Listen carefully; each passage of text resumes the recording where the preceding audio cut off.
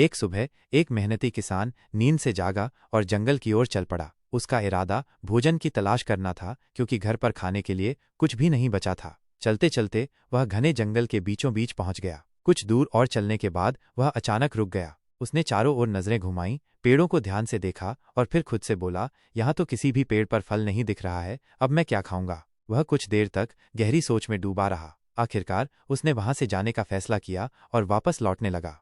चलते चलते उसे समय का बिल्कुल भी पता नहीं चला और देखते ही देखते सूरज ढल गया और रात घिर आई। किसान घबरा गया और जंगल के बीच में ही रुक गया।